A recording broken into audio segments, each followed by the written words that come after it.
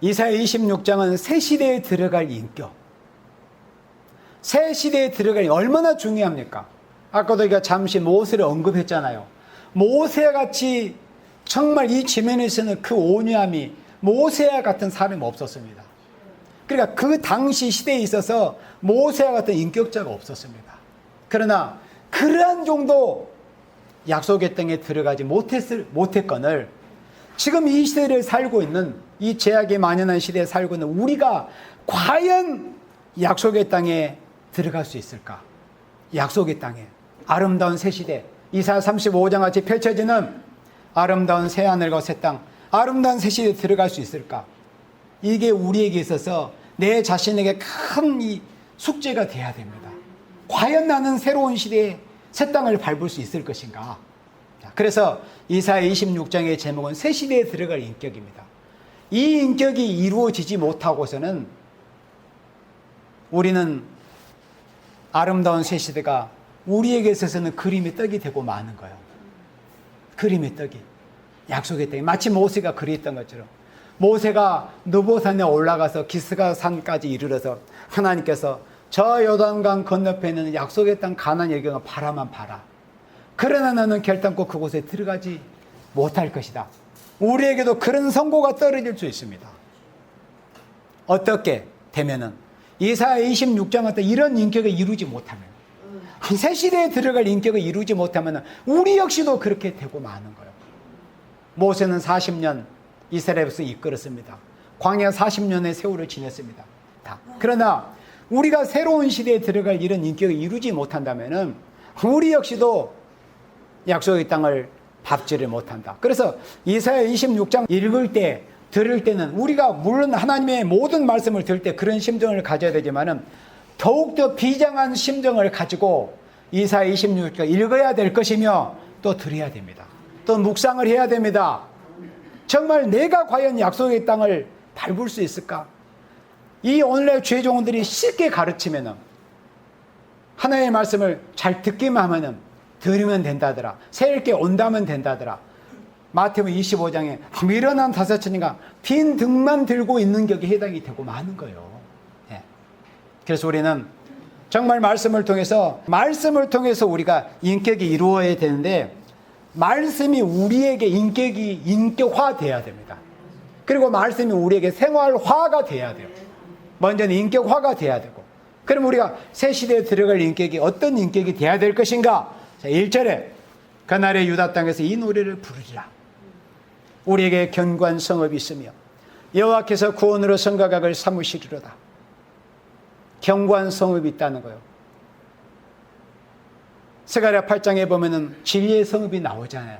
그러니까 진리의 성읍이다. 여기서 견고한 성읍은 우리가 결국 가야 될 아름다운 새 시대를 말씀을 한 겁니다. 천년 안식 시대. 그런 시대가 있다는 것이 우리에게 소망이 되는데, 소망이 되는 데는, 그러니까 하나님이 우리에게 그 가야 될 종착지를, 그 목적지를 먼저 보여주시는 겁니다. 2절에 그 종착지를 보여주시면서 너희는 문을 열고 신을 지키는 의로운 나라로 들어오게 할지어다. 하나님 우리에게 결국 가야 될 그 목적지를 보여주시고 그곳에 들어가기를 힘을 쓰라는 거예요. 이 땅이 이루어질 주님의 나라, 천년 안식 시대. 그리고 그 나라에 들어가기 위해서는 이제 어떤 인격을 이루어야 될 것인가 할 때 드디어 3절에서 이제 우리가 새 시대에 들어갈 인격의 첫 번째가 나옵니다. 주께서, 우리 3절은 합독합니다. 주께서 심지가 견고한 자를 평강으로 지키시리니 이는 그가 주를 의뢰함이니이다. 아멘. 새 시대에 들어갈 인격의 첫 번째를 이사야 26장에서 말씀하실 때 심지가 견고한 자가 돼야 된다. 심지 견고입니다. 심지 견고. 하나님은 소위와 사성을 보신다고 하셨잖아요. 그러니까 우리가 아름다운 새 시대에 들어가기 위해서는 인격을 이루어야 되는데, 새 시대에 들어갈 인격의 가장 중요한 첫 번째가 심지가 견고한 자가 돼야 된다. 심지가 견고해야 돼. 흔들림이 없어야 돼요. 마치 갈대가 바람에 나부끼는 것처럼 그렇게 바람 부는 대로 그렇게 여기저기 흔들려서는 안 되는 거예요. 그리고 또 여기저기 기웃거려서도 안 되고, 정말 우리가 여호와만을 바라보고 하나님의 말씀 굳게 붙들고 심지가 견고한 자가 돼야 된다. 심지가 견고하게 되지 않으면은 우리는 아름다운 새 시대의 말씀을 들었다 할지라도 약속의 땅을 밟을 수가 없습니다. 심지가 견고하지 못하면. 그러니까 우리가 마지막까지 예수님을 맞이하는 그 날까지 우리가 가야 되잖아요. 근데 중간에서 심지가 견고하지 못하고 변질돼 버리면 어떻게 돼요? 우리는 주님의 재림을 영접할 수 없고 약속의 땅을 우리가 밟을 수 없게 되는 거죠. 그러니까 심지가 견고하다는 게 얼마나 중요합니까? 그래서 심지가 견고한 자를 하나님이 어떻게 해주신다고요? 평강의 평강으로 지켜주시리니.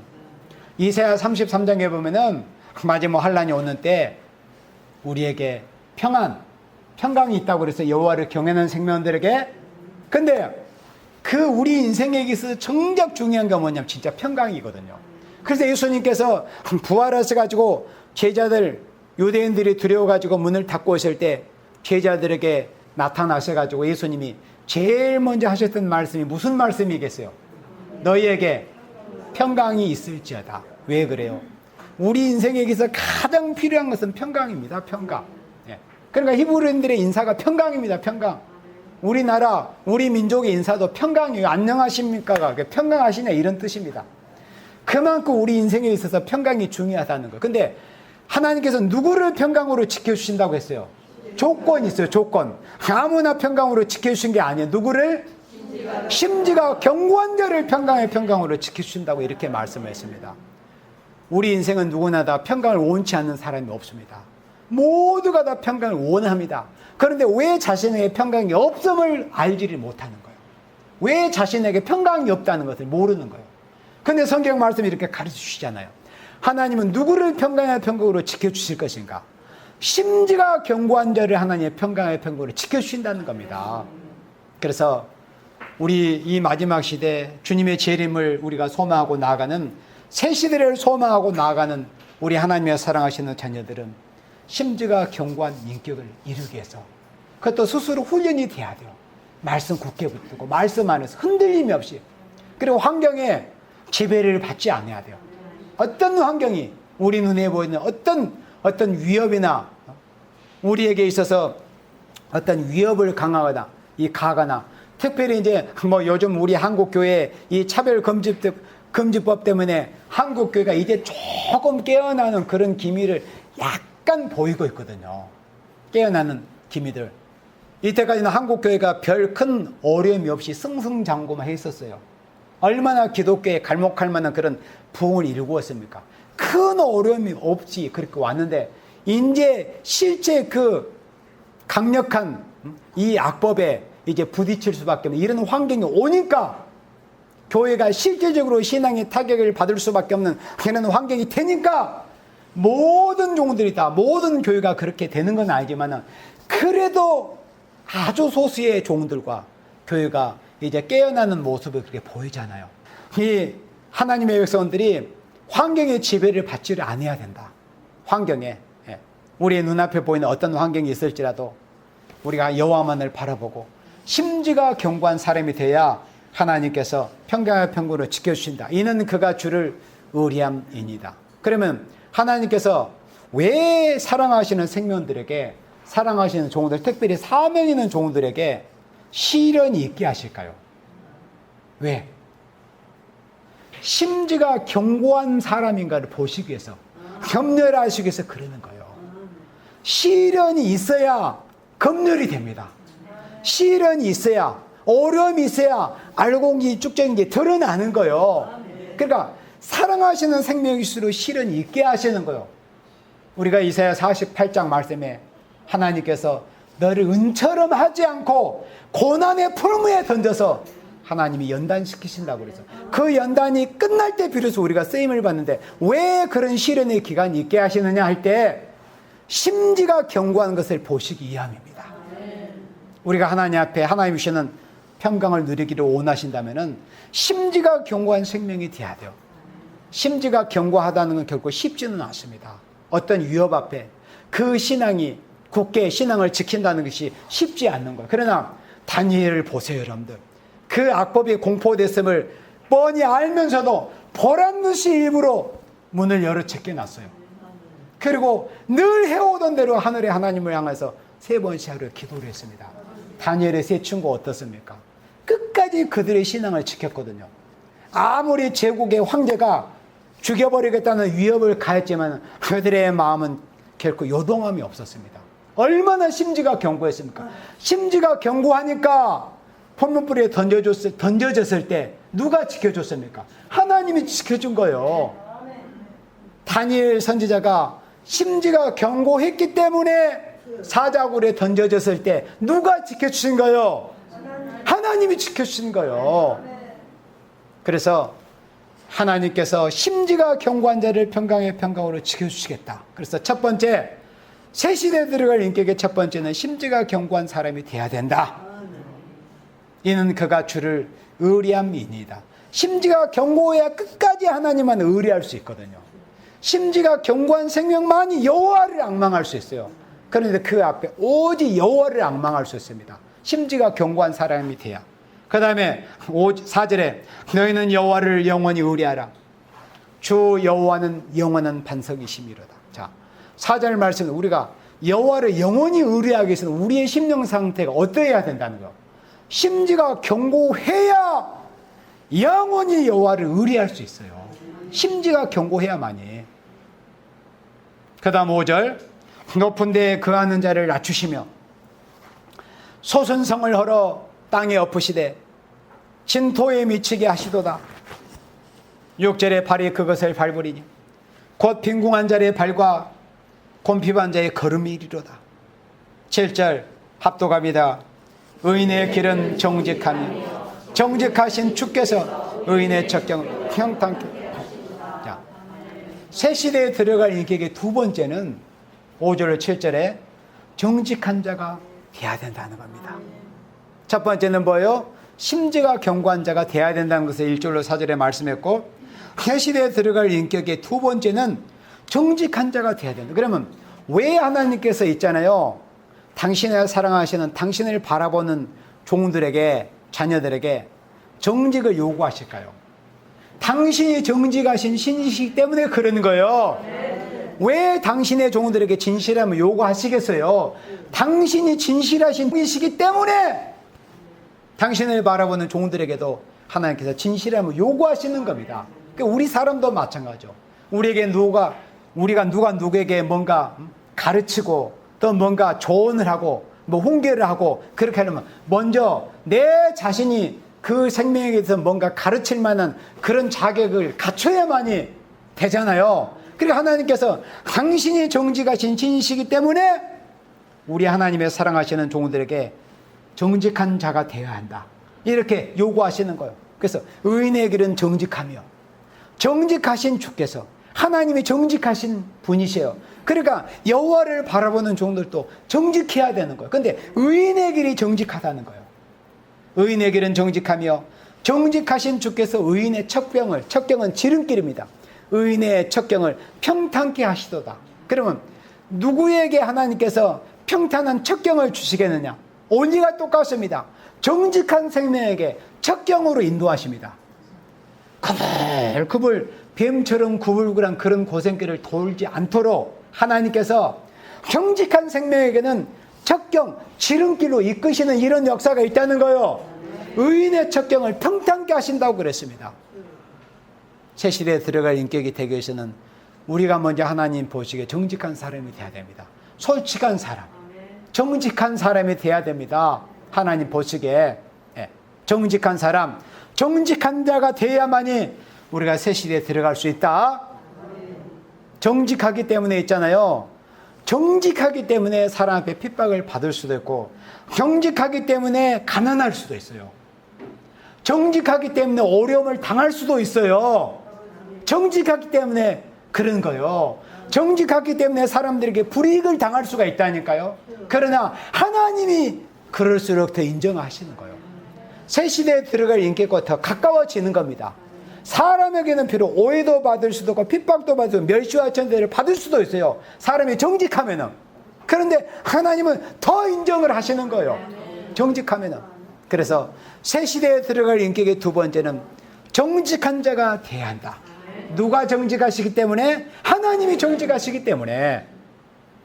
그 다음 8절입니다. 여호와여 주의 심판하시는 길에서 우리가 주를 기다렸사오며, 주의 심판하시는 길에서 우리가 주를 기다렸으며, 기다린다는 의미는 얼마나 참 가슴이 마음이 설레기도 하잖아요. 또 궁금하기도 하고. 그런데 선지서를 읽어보면 이 기다린다는 의미가 얼마나 고통스럽고 얼마나 두렵고 무섭다는 것을 우리가 알 수 있어요. 하박국 3장에 보면은 하박국 선지자가 사명자로서 기도할 때 우리가 환난 날을 기다림으로, 우리가 환난 날을 기다림으로 내 뼈에 썩이는 것이 들어왔다고 그렇게 기도하고 있어요. 그러니까 선지자가 우리가 성경을 생각 없이 읽다 보면은 야, 기다리는 건 마냥 좋은 일이 아니겠는가. 물론 결론은 아름답고 좋은 거죠. 그러나 기다린다는 그 자체가 얼마나 힘들고 고통스럽다는 거. 그 결말은 아름답고 좋은 거지만 하박국 선지는 북방으로부터 바벨론을 통한 환란이 온다는 것을 하나님께서 소식을 들을 때 뼈에 썩이는 것이 들어와서 뼈가 썩는 듯한 그런 고통을 느꼈어요. 그러나 오늘 여기 본문에 이사야 26장 8절의 이 말씀은 우리가 재림의 주님을 정말 기쁘고 즐거운 마음으로, 신랑으로 오실 예수님을 내가 신부돼서 맞아, 이런 설레는 마음으로 기다리는 모습입니다. 심판하시는 길에서. 그래서 우리는 심판하시는 길에서 주님을 기다리고 있다는 것을 알아야 돼요. 그러면 이 말씀을 조금만 생각해 보면은 참 겁없는 사람들이구나. 심판주님이 얼마나 두렵고 무서운 모습으로 오신다는 거 우리가 잘 알고 있잖아요. 특별히 요한계시록 1장 12절로 16절 말씀에 재림주의 그 두려운 모습이 보여줬습니다. 그런 모습을 계시로만 볼 때도 사도 요한은 죽은 자처럼 되어버리는데 심판주님으로 오시는 그 주님이 얼마나 두렵습니까? 그런데 우리는 도대체 무슨 배짱으로 이사야 26장 8절처럼 주의 심판하시는 길에서 우리가 주를 기다린다는 말인가? 우리가 무슨 배짱으로? 여러분들 참 배짱 좋잖아요. 심판하시는 길에서 우리가 주를 지금 기다리고 있다니까. 심판하시는 길목에서. 그러면은 자, 이 말씀이 극과 극이에요. 그러니까 준비가 되어 있는, 마태복음 25장에 기름과 등을 준비했던 슬기로운 처녀처럼, 그리고 이사야 26장에서 요구하시는 이 인격을 갖춰가지고 심판하시는 길목에서 심판주님을 기다리는 데가 된다면은 정말 아름다우신 주님을 우리가 아름답게 맞이할 수 있는데, 그러나 아모스 5장 18절 말씀처럼 너희가 어찌하여 여호와의 날을 사모하느냐? 그 날은 결코 좋은 날이 아니다. 너희들이 재앙을 당하고 죽는 날이다. 그런 상태에서 우리가 준비 없이 여호와의 날을, 주의 심판의 날을 기다리고 있다면 그것은 정말로 어리석은 인생입니다. 그래서 이 말씀을 해가지고 두 가지로 보여지는 거예요. 우리는 겁없이 지금 주의 심판하시는 길에서 우리가 주를 기다리고 있다고 우리가 말을 하고 있습니다. 시인들 하고 있어요. 그러나 심판하시는 길에서 우리가 주를 기다리되 준비 없이, 아모스 5장 18장처럼 준비 없이 우리가 기다리는 자가 된다면, 미련한 사자처럼 준비 없이, 기도 없이, 준비 없이 기다리는 자가 된다면 두려운 짐으로 맞이할 것입니다. 그를 찌른 자도 볼때요, 거기에다 해당이 되고 마는 것, 슬피우며 이를 갈게 될 것입니다. 그러나 우리는 하나님 앞에 날마다 부족을 아뢰오면서 이 이사야 26장에 요구하시는 인격을 이루기 위해서 정말로 희생의 수고를 다하면서 내 자신을 날마다 감람나무와 기름을 짜내듯이 내 자신을 찌어내야 되는 거예요. 기도를 통해서 말씀을 내게 갖다 적용을 해가지고 내 자신을 막 파괴하는 거, 내 자아를 깨트려야 돼요. 근본성으로 이 시간 말씀을 듣는 여러분들이 이 말씀을 들으면서 내 자아를 파괴하는 일이 끊임없이 지속이 돼야 됩니다. 나라는 자아가 없어지지 않으면 우리 하나님 앞에 쓰임을 받을 수 없습니다. 심판하시는 길에서 우리가 겁없이 두려운 주님으로 오시는 그 주님을 심판하시는 길목에서 겁없이 기다리고 있어? 지금 우리는 이런 상태입니다.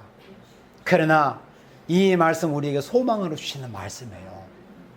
심판하시는 길목에서 우리가 주님을 기다리고 있다는 이 사실을 우리가 알아야 됩니다. 준비된 자는 신랑으로 오실 예수님을 영광스럽게 맞이할 것이지만은 준비 없는 상태에서 그저 남이 가니까 나도 가겠다고 하는 그런 자세로 우리가 기다린다면은 그 생명에게는 주님이 심판자 그에게 큰 화를 당하는 그런 날이 될 것이다. 그래서 새 시대에 들어갈 인격의 세 번째는 8절로 10절에 기다리고 사모하는 자가 돼야 된다. 기다리고 사모하는 자가 돼야 된다. 사모하는 심정을 가져야 돼요. 사모하는 심정, 사모하는 영혼에게 좋은 것을 아끼지 아니하신다고 하나님이 하셨잖아요. 우리는 기다리고 사모하는 자가 돼야 돼요. 근데 다만 전제 조건이 준비하면서 기다리는 자가 돼야 되지. 준비 없이 겁 없이 주의 심판하시는 길에서 주를 기다렸다는 그 날이 자신이 심판을 당하는 날이다.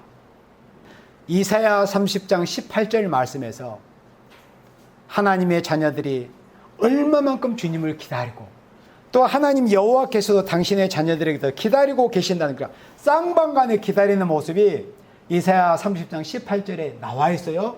자, 이사야 30장 18절에 보면은 그러나 여호와께서 기다리신다고 그랬어요. 하나님이 우리만 예수님의 제 이름을 기다리는 것 같지만은 진짜 더 기다리시는 분이 계셔요. 누굴까요? 하나님, 예수님. 자, 부모와 어린 자녀 간의 그 관계가 있다고 생각을 해봐요. 그러면 어린애가 어디 이제 먼 길을 가가지고 집에 돌아올 때 어린애가 엄마를 보고 싶은 마음이 더 간절할까요? 아니면은 엄마가 어린애가 무사히 평안하게 돌아오기를 바라는 그런 마음이 더 간절할까요? 그렇죠, 여러분들. 마치 그와 같은 거요.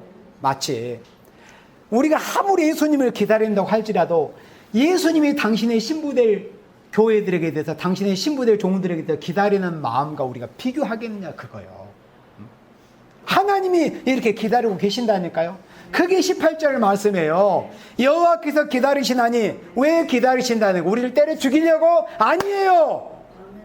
이는 너에게 은혜를 베풀려 하심이라. 우리에게 은혜 베풀려고 우리를 기다리시는 거예요. 그래, 네가 잘 참고 있구나. 너에게 시련이 가해졌지만 네가 시련을 다 견디고 있구나. 연단을 잘 받고 있구나. 매를 손이 맞고 있구나. 보시는 거. 왜? 너에게 은혜를 베풀려고. 하나님이 우리에게 기다려주시는 거예요. 하나님의 인내가 안 계셨다면 저나 여러분들은 지금 이 시간에 존재할 수가 없어요. 하나님께서 공의대로만 만약에 심판을 행하셔 버린다면 지금 이 순간에 살아있을 생명이 없어요. 그놓고 하나님은 베드로서 3장 말씀처럼 하루를 천년같이, 천년의 하루같이 지금 기다리고 계십니다. 우리로 하여금 예수님 맞이할 인격, 새 시대에 들어가 인격 갖추기를 기다리고 계시는 거, 남은 자들 인격 갖추기를 기다리고 계시는 거, 우리에게 은혜를 베풀려고. 그리고 일어나시니 하나님 지금 언제까지 있는지 가을 하늘의 운무처럼 조용하게 계시는 것 같아요? 아니에요. 여호와께서 일어나실 때가 있습니다. 여호와께서 일어나시리니 이는 저희를 긍휼히 여기려 하심이라. 하나님이 여호와를 바라보고 주님의 재림을 그토록 기다리고 사모하는 생명들에게 긍휼을 베풀어 주기 위해서 우리가 하박국 3장의 사명자의 기도에서 진노 중에라도 긍휼이 있지 마옵소서 그렇게 기도했다고 그랬잖아요. 우리 인간이 아무리 잘 준비해도 심판하시는 주님 앞에 우리로 설 수 없어요. 다만 긍휼을 입어야 돼요. 지금은 긍휼을 입을 수 있는 조건을 이루어가는 시기입니다.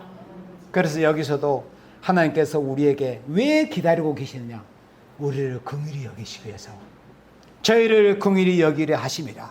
그런데 하나님만 기다리시는 줄 아세요? 공의의 하나님께서. 그 다음 구절 봐보세요. 대저 여호와는 공의의 하나님이라. 그 다음에 물은 그를 기다리는 자는 복이 있도다. 그러니까 먼저 이사야 30장 18절 상반절에서는 아버지께서, 주님께서 우리에게서 기다리고 계시는, 참아주고 계시는 거, 기다리고 계시는 거예요. 너희들이 시련을 잘 통과하는가 보자. 너희들이 인내하는가 보자.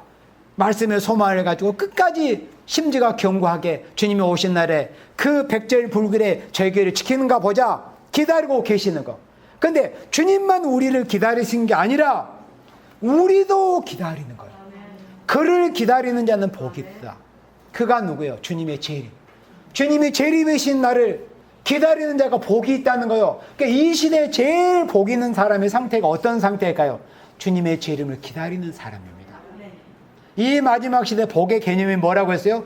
예언의 말씀을 읽고 듣고 지키는 생명, 이 시대에 복받은 사람이요.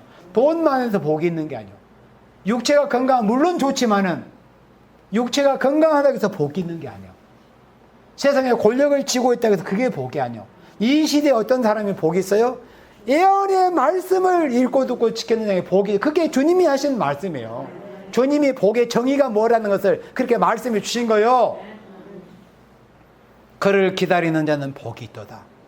주님을 기다리는 생명이 복이 있어요. 아멘. 그래서 여러분들이 복 있는 생명을 드립니다. 예. 그를 기다리는 자는 복이 있도다. 그래서 기다리고 사모하는 자가 돼야 새 시대에 들어갈 수 있다. 약속의 땅에 들어갈 수 있다. 그 다음 다시 본문으로 돌아옵니다. 이사야 26장 9절에 밤에 내 영혼이 주를 사모하여 싸운즉 내 중심이 주를 간절히 구하오리니 이는 주께서 땅에서 심판하시는 때 세계의 거민이 의를 배움이니라. 이 말씀을 우리가 읽을 때마다 항상 아쉬운 게 그거예요. 어찌하여 심판하시기 전에 이 땅의 거민들이 의를 배우려고 하지는 않는지, 굳이 심판 때에 가서야 자신이 하나님의 진노 심판을 받아가면서 그때 하나님 들어오신데 알려고 하는지, 왜 오늘이란 날에 하나님의 의를 배우려고 하지를 않는지. 주께서 땅에서 심판하시는 때 그때서 가서야 세계 거민이 의를 배우는 거예요. 우리는 그때 가서 의를 배우면 이미 늦습니다. 우리는 언제 의를 배워야 됩니까? 오늘이란 날, 이 시간에 하나님의 의로우심을 우리가 배워가야 되는 거예요. 그런데 이 땅에 거하는 거민들이 거의가 다 주께서 땅에서 심판하시는 때, 이 세상을 불러 살아버리는 그런 때, 그때 살아 의를 배우게 되는 거예요. 하나님 들어오신 줄 알게 되는 거예요. 우리는 그 나에게 오기 전에 심판 전에 의를 배우는 생명이 돼야 돼요. 주의 은혜를 통해서, 말씀을 통해서 심판이 오기 전에. 그 다음 10절에 악인은 은총을 입을지라도 의를 배우지 아니하며. 지금 여러분들 있잖아요. 지금 우한 폐렴 사태를 통해서, 그러니까 우한 폐렴이 창궐하기 전에는 사람들이 그 전염병에 창궐하지 않는 상태에 대해서 감사하면서 사는 사람들이 많지 않았을 거예요. 그렇잖아요. 예. 그러니까 아파 보지, 건강한 사람은 자신이 아프지 않고 산다는 데 대해서 별로 감사함을 잘 못 느껴요. 근데 자신이 병이 들어 아프면은 그런 게 감사하게 되죠. 내가 건강하게 살았을 때 얼마나 감사했던지. 그와 같이 하나님의 백성들이, 또는 이 땅에 사는 거민들이, 하나님께서 지금 우리들에게 오늘날까지, 특히 이 나라 대한민국 경제적으로 또 기독교 부흥이 있게 하시고 경제적으로 풍족한 나라가 되게 했잖아요. 그런데 그런 이런 어려움이 되기 전에는 그냥 자신들이 잘나서, 자신들이 뭔가 열심히 해서 바동바동 힘을 써서 잘 먹고 잘 살고 그런 줄로만 알았지, 하나님께서 그런 은혜를 베풀어 주셨다는 것을 몰랐던 거예요. 지금은 돈을 벌고 싶어도 볼 수 없는 그런 환경에 처해 있는 사람들이 얼마나 많이 있습니까? 그렇잖아요. 그리고 지금 대부분 길거리나 무슨 지하철 타면은 다 마스크 써야 되잖아요. 여러분들은 아무리 믿음 좋으신 분이라도 다 마스크 써야 돼. 왜? 나는 괜찮아도 다른 사람이 근심하거든. 그렇잖아요. 그러니까 우리 예수 믿는 사람 덕도 세워야죠. 나만 괜찮다고 해서 그게 되는 게 아니에요. 다른 사람에게 근심을 끼쳐서는 안 되는 거죠. 그런데 이런 사태가 오고 보니까, 그렇게 우리가 이런 일이 있기 전에 우리가 그런 좋은 환경에 살았던 게 얼마나 감사했던지 이 세상을 좀 깨달아야 되는데, 여전히 이런 어려운 사태가 지속이 되고 있는데 여전히 아직도 깨달지 못하고 있는 생명이 되면 얼마나 참 불행한 인생입니까? 그래서 악인은 은총을 입을지라도 의를 배우지 않습니다. 오늘날까지 하나님이 얼마나 이 인류에게 얼마나 크신 은총을 베풀어 주셨습니까? 특히 예수 믿는 하나님의 백성들에게 얼마나 은총을 베풀어 주셨습니까? 그러나 그런 은혜를 베풀어 주는 그런 시기에는 그다지 하나님께서 감사할 줄 모르고 의를 배우려고 하지 않았던 거예요. 악인은 은총을 입을지라도 의를 배우려고 하지 않습니다. 아무리 하나님이 베풀어 주셔도 몰라요. 그리고 정직한 땅에서 불을 행한다고 그랬습니다. 땅이 얼마나 정직합니까, 여러분들? 땅은 정말로 뿌린 대로, 사람이 일구는 대로 열매내는 땅이잖아요. 정말 땅은 정직해요. 그런데 어찌하여 정직한 땅에서 불을 행하느냐 이거죠. 땅은 정말 정직한데 왜 인생으로 그렇게 불이하느냐? 정직한 땅에서 불을 행하고 여호와의 위엄을 돌아보지 아니한다는 거예요. 악인들이 그렇다는 거예요. 우리는 어떻게 해야 돼요? 이사야 24장에 동방 닦고 해돋는 편에서 여호와의 위엄을 인하여 크게 외치는 일이 있을 것에 대한 그런 소망을 가지고 우리가 여호와의 위엄을 두려워하며, 그리고 여호와의 위엄을 두려워하는 것뿐만이 아니라 여호와의 위엄을 인하여 이 동방 땅과 해돋는 편에서부터 여호와의 위엄을 인하여 크게 외치는 사명, 땅과 바다를 밟고, 요한계시록 10장 말씀처럼 작은 책을 들고 땅과 바다를 밟고 크게 외칠 수 있는 그런 사명을 하기를 목적하고 나아가야 돼요. 그런데 악인들은 어때요? 정직한 땅에서 불을 행하고 여호와의 위엄을 돌아보지 아니한다고 그랬습니다. 잠언 28장 5절 말씀에는 악인들은 있잖아요, 공의를 깨달지를 못한다고 그랬어요. 악인들은 아무리 하나님이 좋은 걸 베풀어줘도 깨달지를 못해요. 그리고 징계가 임해도 그것이 아픈 줄을 모르고 하나님께로부터 징계가 임한 줄조차 모릅니다. 악인이 그럽니다. 그래서 악인들은 의를 배울 수가 없어요. 그러다가 결국은 심판으로 들어갑니다. 하나님의 사랑하시는 생명, 이런 주의 재림의 심판날이 오기 전에, 우리는 그 전에 심판날이 되기 전에, 큰 환난이 오기 전에 하나님은 얼마나 의로우신 하나님인지, 얼마나 공의로운 하나님인지, 행한 대로 갚아주신 하나님인지 먼저 우리가 하나님의 의를 배워야 됩니다. 그 다음 11절입니다. 여호와여 주의 손이 높이 들릴지라도 그들이 보지 아니하나이다마는, 우리 하나님의 손이 지금 들리신 것 같아요? 안 들리신 것 같아요? 징계하시려고 여호와의 주의 손이 높이 들릴지라도 그들이 보지 아니해요. 그러니까 지금 하나님의 손이 지금 들려 계신다는 것이 보여주고 있잖아요. 중국의 이 전염병으로부터 시작해서 이 홍수를 해서 우리나라에, 그러니까 중국 대륙의 홍수가 지금 2달 지속이 될 때는 무슨 산사 때문에 금방 뭔가 파괴된다 이런 거에서 강 건너 물구경하는 식으로 이 대한민국 사람들이 보고 있었어요. 그런데 깨있는 그리스도인들은 어쩌면은 저런 그런 환란이, 저런 홍수가 이 나라에도 올 수 있겠다는 이런 두려움을 가지고 있었던 생명들이 과연 얼마나 있었겠는가. 주의 손이 높이 들렸으면 두려움을 느껴야 돼, 인생들이. 그런데 주의 손이 높이 들릴 때 그들이 보지 아니하고 있어요. 지금 이 중공을 중심해서 지금 이 아시아, 특히 얼마나 하나님이 지금 연일 하나님께서 욥기 성경에 이런 표현이 있습니다. 욥이 자신의 어려움을 당했을 때 하나님이 나를 갈마들여 치신다고. 갈마들여 치신다는 의미는 쉴 새 없이 하나님이 자신을 징계한다는 그런 표현입니다. 지금 마치 아시아도 그런 것 같아요. 하나님이 쉴 새 없이 정신없이 하나님 두려워 패고 계시는 거예요. 그러나 깨달지를 못하는데 어떡해요? 왜? 의인이 아니면 깨달을 수가 없네요. 하나님의 은혜를 입지를 못하면. 하나님의 손이 지금 얼마나 높이 들려 계시는 것이 보이잖아요. 지금 주의 손이 높이 들릴지라 그들이 보지 아니하나이다마는, 그럼에도 불구하고 하나님께서 긍휼과 자비가 풍성하신 여호와께서 백성을 위하시는 주의 열성을 보면은 부끄러워할 것이라. 그러니까 인생들은 정말 지질에 하나님의 말씀 듣기 싫어하고 은총을 입어도 의를 배우려고 하지 않지만은, 그래도 당신의 백성을 살려주고 싶은, 하나님께서 당신이 택하신 생명을 살려주고 싶어 하시는 그 사랑, 그 열성을 보면은 인간들이 부끄러워한다는 거예요.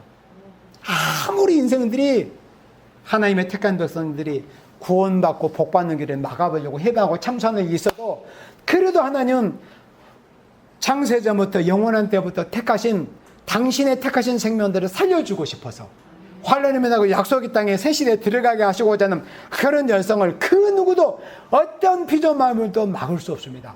로마서 8장의 말씀처럼 우리를 그리스도의 사랑에서 끊을 수가 없어요. 그런 열성으로 하나님이 역사하시기 때문에 주의 열성을 보면 부끄러워할 것이다 그랬습니다. 불이 주의 대적을 사르리다. 열성으로 역사하신다. 그래서 11절 15절은 주만 의지하는 자가 돼야 된다. 새 시대에 들어갈 인격의 11절 15절의 말씀은 주만 의지하는 자가 돼야 된다. 주만 의지하는 자가 돼야 된다 하는 것을 네 번째로 11절 15절에서는 말씀을 했습니다. 자, 12절에 여호와여 주께서 우리를 위하여 평강을 베푸시오리니. 자, 여기서부터 합독합니다. 주께서 우리의 모든 일을 우리를 위하여 이루심이니이다. 아멘. 우한폐렴 사태도 이 홍수 사태도 사실은 있잖아요. 다 당신이 하나님께서 사랑하시는 생명들을 위해서 역사하시는 거예요. 정신 좀 차리라고. 정신 차리고 회개하고 기도하고 주의 재림을 준비하라고. 창세일 없는 환난 가운데서 남은 자 되라고. 미리 하나님이 영적인 백신을 하나님 맞춰주시는 거예요. 진짜 큰 환난이 오기 때문에 미리서 깨어있으라고, 미리서 기도하고, 미리서 자신을 돌아보라고, 준비하라고. 우리를 위해서 이 모든 일을 이루신다고 그랬습니다. 아멘. 아멘. 13절에 여호와여 우리 하나님이시여, 여호와 우리 하나님이시여, 주 외에 다른 주들이 우리를 관할하여 싸우나. 다른 주가 뭡니까? 우상입니다. 여기는 많은 인생들도 포함이 됩니다. 특히 사이비 교주들이 여기에 다 포함이 돼요. 예수님께서 이 땅에 오셨을 때 왜 유대인들을 책망을 하셨습니까? 이사야 29장 말씀대로 하나님이 선지자 이사야를 통해서 말씀할 때 그들이 주의 계명 하나님의 말씀은 들으려고 하지 않고 사람의 말을 들으려고 한다고 그랬어요. 그 말씀을 예수님이 인용하시면서 유대인들에게 대해서 너희가 하나님의 말씀은 뒷전에 두고 사람의 유전만 지키려고 한다는 거예요. 무슨 누가 사람이 무슨 말을 했으니까 그대로 지켜야 된다는 거예요. 이게 뭐냐면 유전이에요. 이게 유전. 이게 유전은 분명히 알아야 됩니다, 여러분들.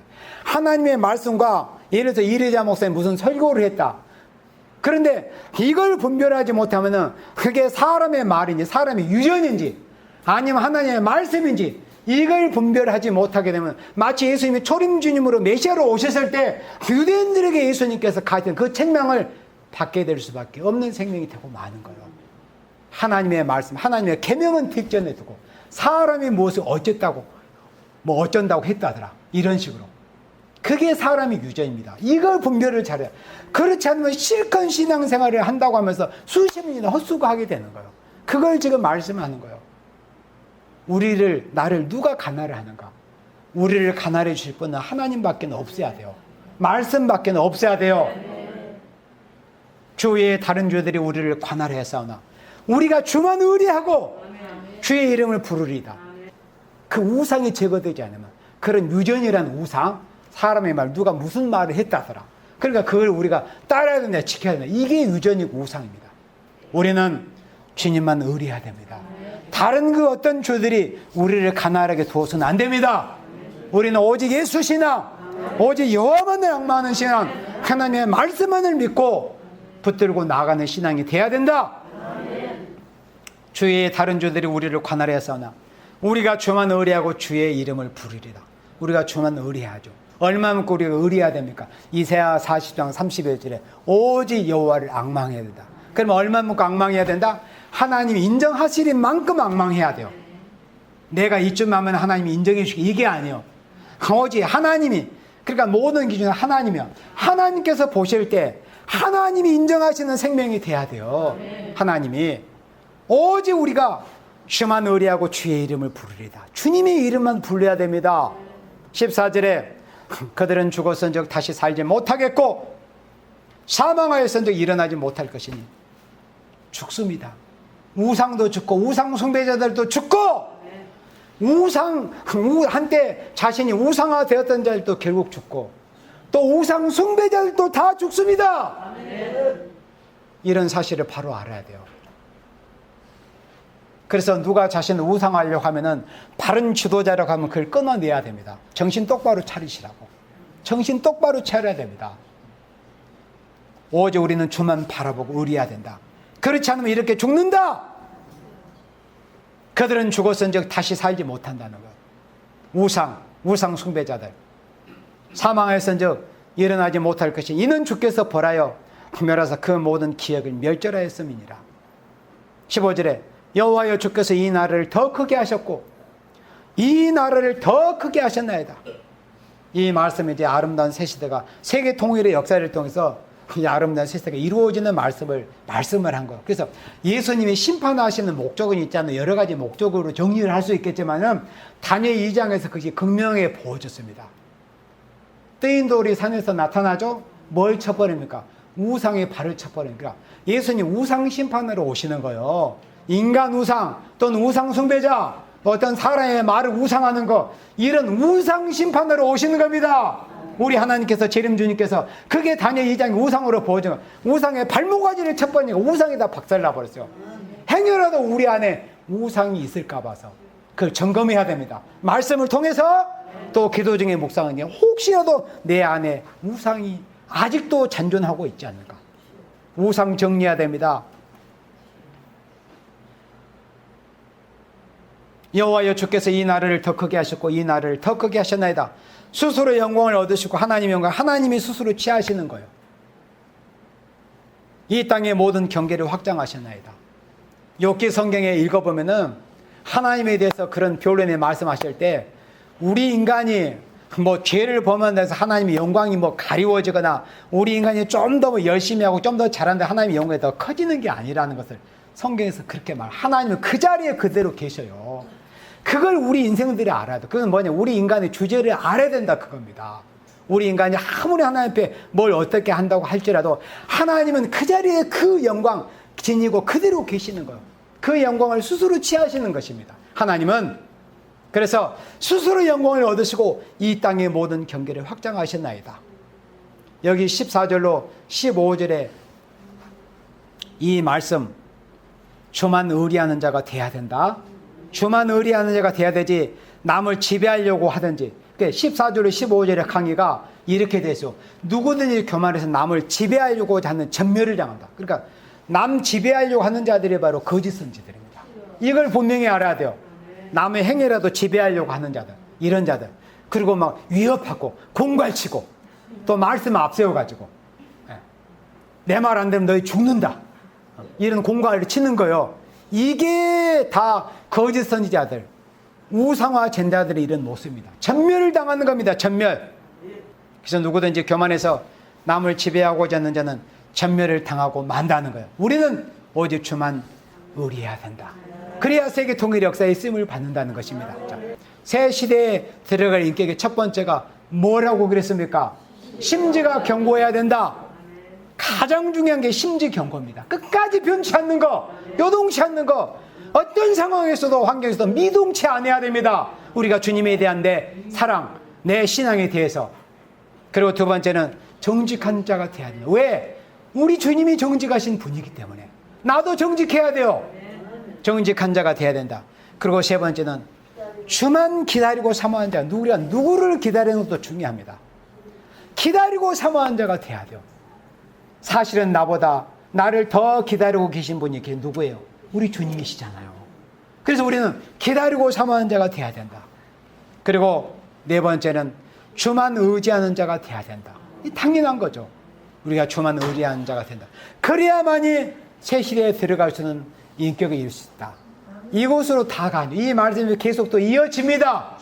네, 그래서 우리는 이 말씀에 의지해서 반드시 말씀이 내게 인격이 되고 말씀이 내게 생활화가 되어서 새로운 시대에 들어갈 수 있는 인격을 다 이루어서 우리 주님이 아무리 두렵고 무서운 심판 중에 오시는 그날에도 우리는 할렐루야 주 예수 오시옵소서라고 신랑으로 오실 예수님을 영광 중에 맞이할 수 있는 여러분들 되시기를 주님의 이름으로 축원합니다. 아멘.